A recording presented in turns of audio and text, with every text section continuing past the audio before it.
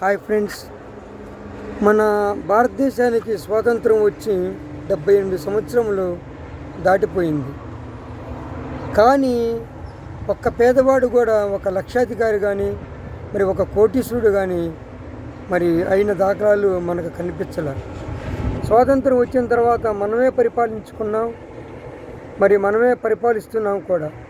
మరి ఒక పేద కుటుంబాన్ని మరి బాగు చేసినట్టు ఏమీ కనిపించలే.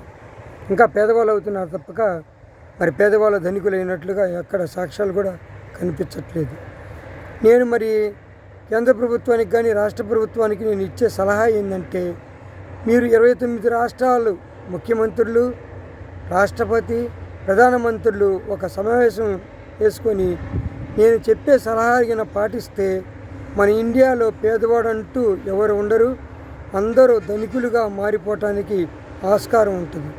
నేనేం చెప్తున్నానంటే, ఇంటికొక మన దేశంలో ఎన్ని కుటుంబాలు ఉన్నాయో ఆ ప్రతి కుటుంబానికి ఒక ప్రింటింగ్ మిషన్ కనుక మీరు డబ్బులు ప్రింటింగ్ చేసుకునే మిషన్ కనుక మీరు ఇచ్చినట్లయితే ప్రతి పేదవాడు కోటీశ్వరుడు కావటానికి సులువుగా ఉంటుంది.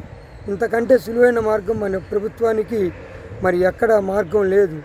కాబట్టి ఈ విధంగా మీరు ఆలోచిస్తే మన దేశం ప్రపంచంలోనే ముందంజలకు పోతుంది.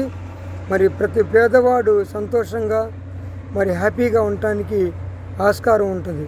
కాబట్టి ఈ సలహాని కొంచెం మీరు మంచి మనసుతోటి కనుక ఆదరిస్తే మరి మీకు సంక్షేమ పథకాలు ఇచ్చే కష్టం తప్పుతుంది, పరిపాలించే కూడా కష్టం కూడా తప్పుతుంది. కాబట్టి ఈ విధంగా మీరు ఆలోచన చేస్తే బాగుంటుందని నా సలహా. ఈ వీడియో నచ్చితే లైక్ చేయండి, షేర్ చేయండి, సబ్స్క్రైబ్ చేసుకోండి. బాయ్.